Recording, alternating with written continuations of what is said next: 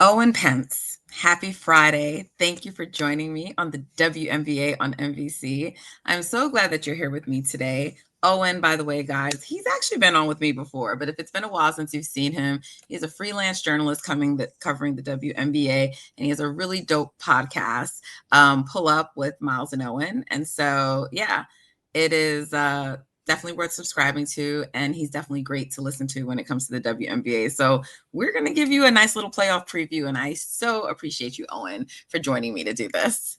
I appreciate you having me. Happy Friday. Happy playoffs.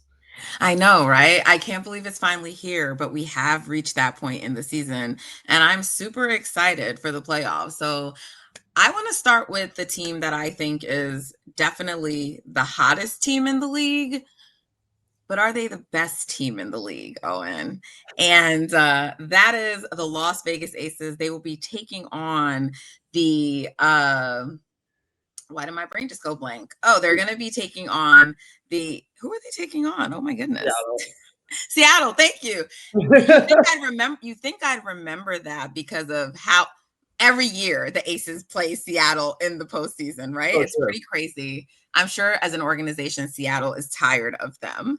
But this one is going to be extra interesting, I think, because one, you have Jewel Lloyd going up against her prior team. And like that marriage didn't end well. Which is amazing because they drafted Jewel Lloyd. Like that was her team, and she departed not on the greatest terms. You also have Tiffany Mitchell, who was traded there earlier in the season. So there's sort of like some, I'm sure some like extra stuff that will be going on in the background. But I think this is actually going to be a tough series for Vegas. I would pick them to win. I want to know where you land, but like I think the Storm will push them, and I don't necessarily think that's a bad thing because they went into the postseason on this really incredible streak. They finished the season with 16 wins, 16 straight games, and it is the second longest win streak in the WNBA, the largest to close the season. And so I always get a little nervous when people haven't had like a loss to interrupt the streak before they go into the postseason. Yeah. So what do you think? What are your thoughts on this series, Owen? Yeah, I'm right there with you. Winning 16 games in a row is remarkable. And the wildest thing to me is that they needed every single one of those 16 games to clinch the 2 seed. Like they had to go 16-0 in their final 16 to clinch the 2 seed and potentially get home court advantage in the semifinals if they get past Seattle. I have Vegas in 2, but I don't think it'll be easy. Seattle's the type of team that on paper has way more talent than a lot of teams that are ahead of them in the seeding. It just hasn't meshed. The vibes have kind of been off since last year, as you alluded to, Jewel Lloyd's final season in Seattle. She's a 2-time title winner with the Storm, but things kind of took a turn last year and they seem to have not recovered. You look at this roster and Seattle should be way better than where it ended up. Vegas is interesting because they're almost in the opposite boat, in my opinion. You know, you asked, are they the best team in the WNBA? I think the best team is clearly Minnesota. I think what's interesting is that Vegas statistically isn't even the second or third best team in the league. Their net rating is pretty average. They're 8th in defense. So if you look at a lot of the per possession metrics, it doesn't totally wow you. But then you watch what's happened over these last 16 games. The team has completely transformed. The trade for Nalissa Smith, which I will raise my hand and say, we discussed it in Liberty Media Dining Room. I was against it. From the Aces perspective, you were for it. I think you have been very validated in your side of the argument. Nalissa slotting into the starting lineup allowed them to move Kia Stokes, not just to the bench, but kind of out of the rotation. And what that's done for Las Vegas is it means that everyone who plays can shoot and can score. And Jewel Lloyd has been coming off the bench, completely turned around her season. And then obviously A'ja Wilson, the MVP, Jackie Young, who I think has a case for that final first team All-W spot. If not, second team lock for sure. This team is just gelling at the perfect time. And the scary thing is they have title experience. They have so much title experience on this team. And so I think as much as I look at the Brittany Sykes trade as a really solid move for Seattle in kind of upping their number of players in the rotation who can handle playoff minutes and play really well on both ends of the floor, ultimately Seattle hasn't given us any signs all year that they can knock off a team that's playing as well as Vegas is right now. For sure. And like you're right, just like about the net rating and then pointing to the streak. Like if you look at over the streak and how they've closed out the season, they have been one of the top teams in the league. But looking at it for the whole season, they haven't. But I think the Vegas that we're getting going into the playoffs is who they are and who they were always meant to be. And Seattle, like they lucked out and sort of got the 7th seed if they consider playing the Aces lucky. But they did not close the season strong at all. So yeah, I mean, I have to agree with you. Vegas has also been great in crunch time. And so even if these are tight and close games, I would give them the edge. So I think it's going to be like a hard 2, but I think I agree with you. It probably likely will be a sweep. So seems like we're both picking Aces in that one. Even if it goes to 3 games, I would pick the Aces. I'm not necessarily trying to hedge, but yeah, I definitely think the Aces will advance out of the first round. Yeah, agreed. Okay. All right. So then let's move on to another team that we're both also pretty familiar with because we often meet up and see each other in New York. So this to me, Owen, I think has the potential to be the best series in the first round and the most competitive. I was a little disappointed that Seattle did not fall to 8 because I think a Seattle Lynx matchup would have also been compelling. I would have picked the Lynx still, but it just would have been more compelling. But we will get to them later. So yeah, the New York Liberty, Owen, they had a very weird season. They fell to number 5, which is crazy, but it's really crazy because they ended up on the same side of the bracket with Minnesota. So like it meant that we are definitely not going to get a finals rematch in the finals. There's a potential to get it in the second round, but they have to get past a very tough Phoenix Mercury team who has home court advantage. So their Libs are going to be starting on the road. It's only a 3-game series. They get 1 game in New York. I just don't know. I look at this series as a pick'em, Owen. I'm right there with you. I think this is the tricky part about what New York has had to struggle through this season is their players have never been healthy at the same time. When Jonquel Jones, Brianna Stewart, and Sabrina Ionescu are on the floor together, they have not lost yet this season. And yet that only occurred in, I believe, 11 of the 44 games. And thus they drop to 5. They lose home court, and they have, in my opinion, the least enviable first round matchup.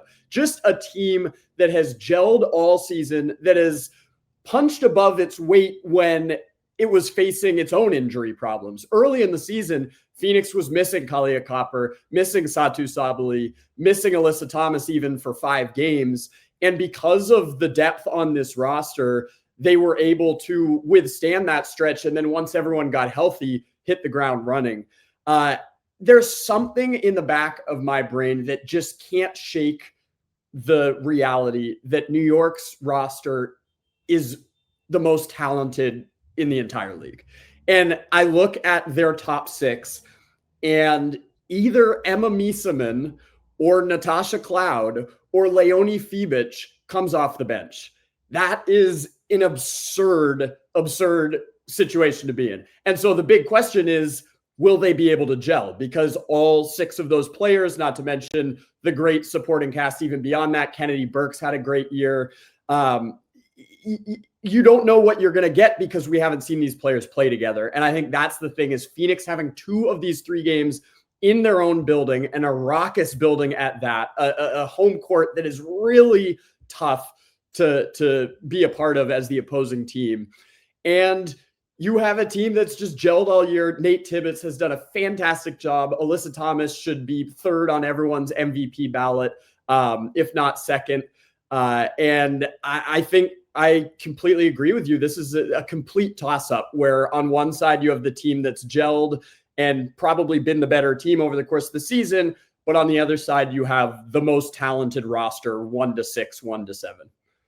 And the team that won the season series against New York. And I get that New York had some injuries, but So did the Mercury. They were not always whole when they played the Liberty either. So Yep. look, I'm with you. I know I should not hedge, but it's like it's a pick 'em to me. And I feel like everything when you're going in, 4 or 5 matchups are always tricky because the teams are usually so close. So it usually can go either way. So I will just say that like I think everything is in Phoenix's advantage to win this series.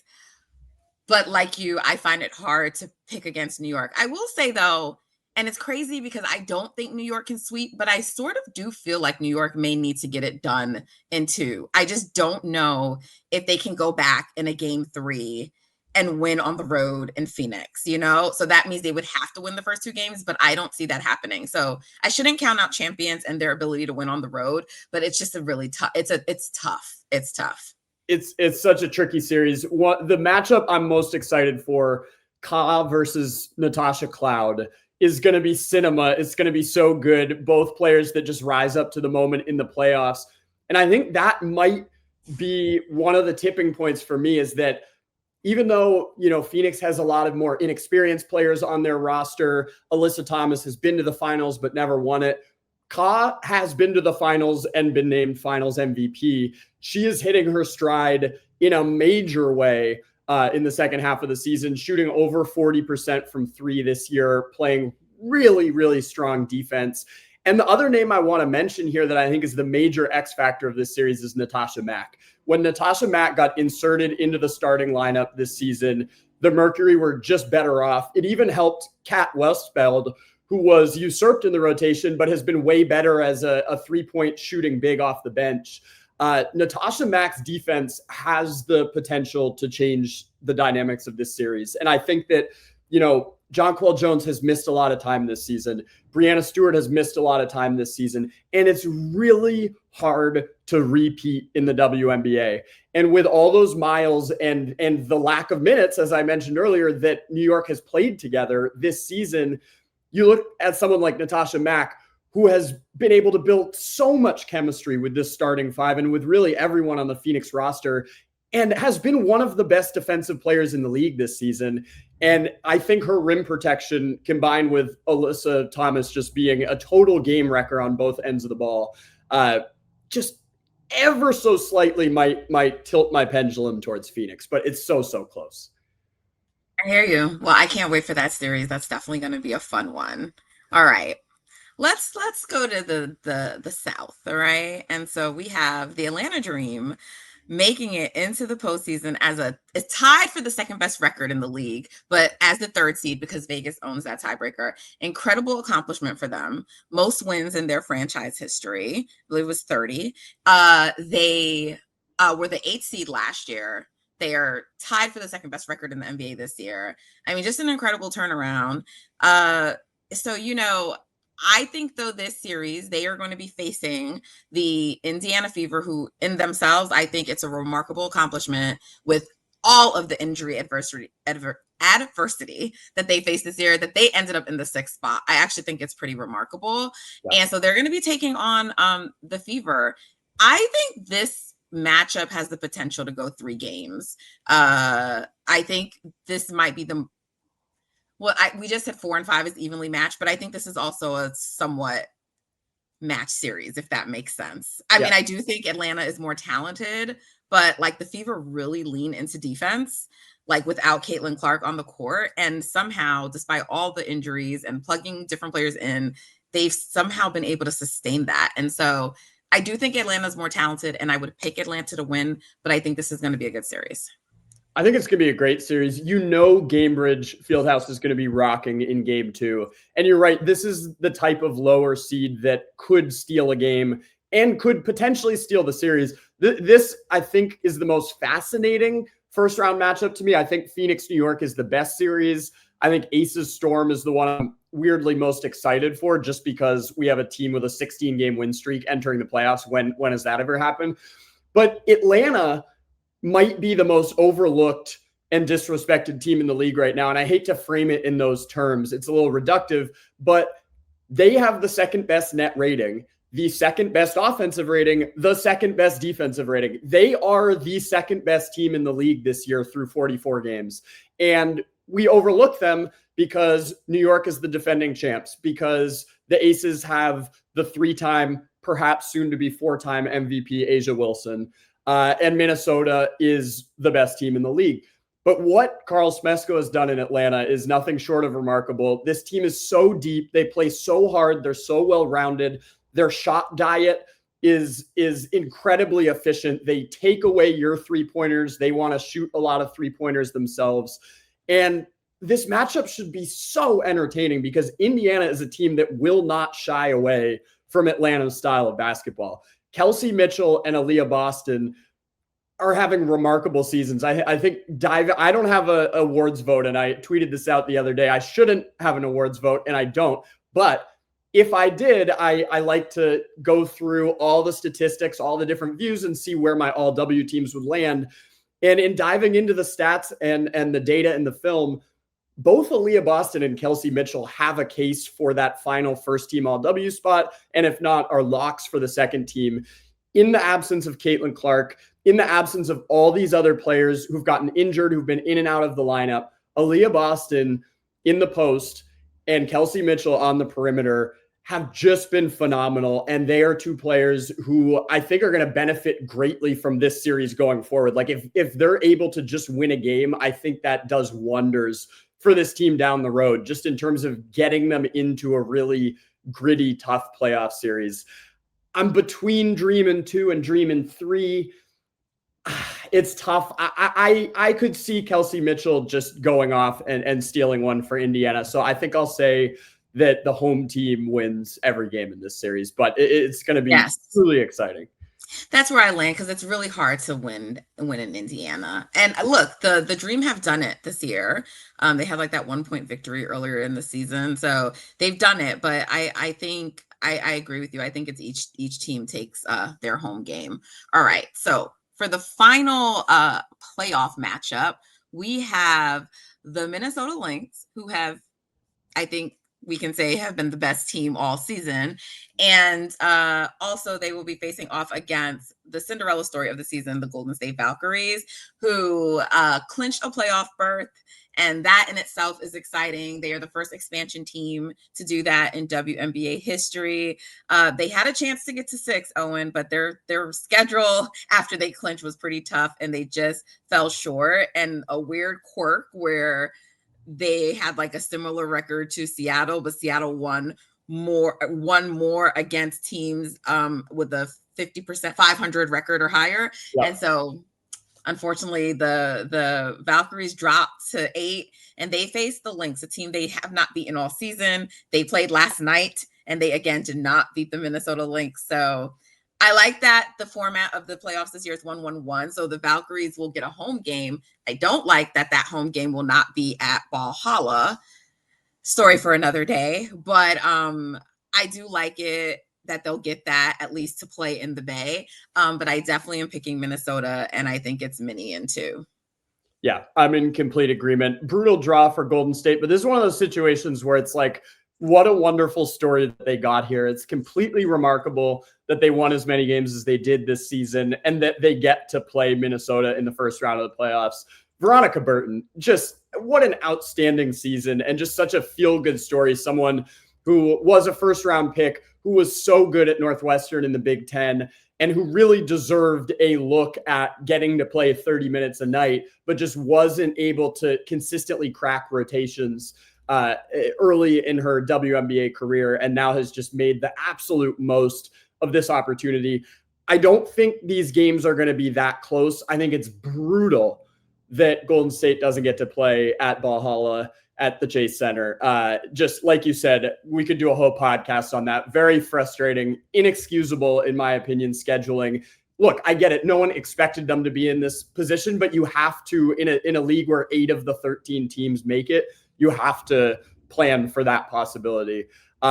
Minnesota's just so good. And I actually think this works out really well for Minnesota, because Minnesota has been rewarded as the number 1 overall seed with the toughest side of the draw.